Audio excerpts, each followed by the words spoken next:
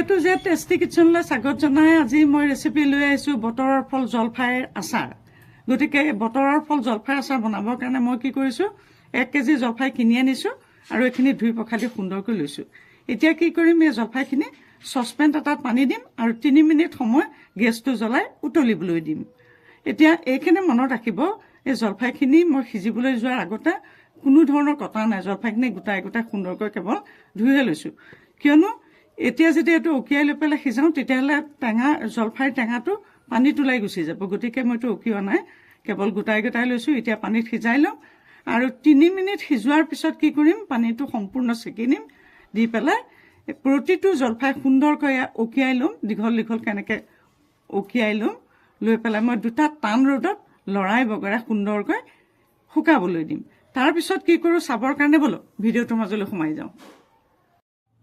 এতিয়া ৰ'দৰ পৰা আনি মই জলফাইখিনি এয়া অলপমান নিমখ আৰু এয়া হালধি দি দিছোঁ। দি পেলাই এইটো অকণমান এনেকৈ সানিছোঁ। সানি পেলাই এটা প্ৰায় 1 ঘণ্টা সময় কোমল ৰ'দত, আধা ৰ'দ আধা ছাঁ য'ত পৰি আছে তেনেকুৱা জেগাত মই 1 ঘণ্টা সময় এই টেঙাখিনি জলফাইখিনি মই এতিয়া ৰাখি থ'ম। এতিয়া এয়া চাওক, এয়া গেছটো জ্বলালোঁ আৰু কেৰাহী এটা পাতি দিলোঁ আচাৰখিনি বনাবৰ কাৰণে। এতিয়া ইয়াতে মাষ্টাৰ্ড অইল অলপ দি দিলোঁ, টেঙাখিনি ডুব যোৱা জোখাৰে দিলোঁ।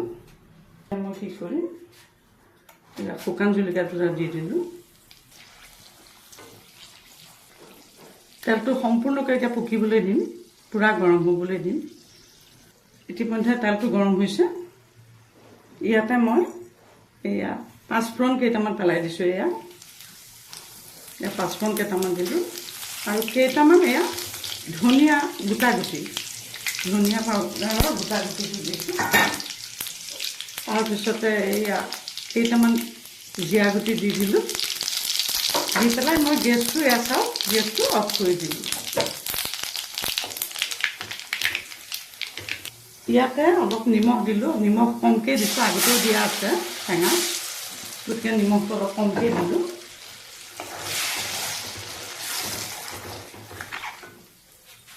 দি পেলাই আৰু হালধিও দিয়া আছে, গতিকে হালধি মই দিয়া নাই।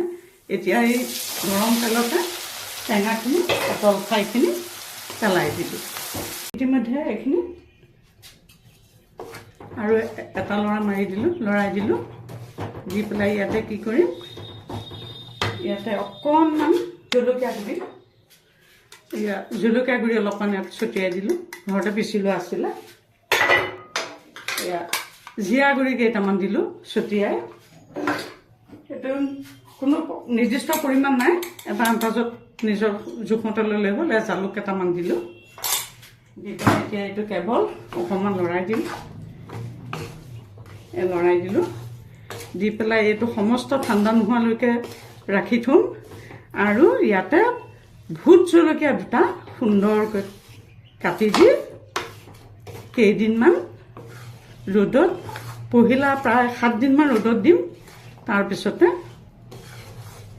যদি আপোনালোকৰ ঘৰত ৰ'দৰ জিলিঙনি পৰা জেগা আছে, তাৰপিছতে 7 দিনমানৰ পিছত সেই জিলিঙনিৰ পৰা জেগাত থৈ দিব। তেতিয়া আৰু উলিয়াই ৰ'দত দিব নালাগে, তাতেই সুন্দৰকৈ আচাৰটো হৈ থাকিব। আৰু এয়া আচাৰ বনোৱাৰ পিছত এতিয়া খাব পৰা হৈছে, ইমান সুন্দৰ।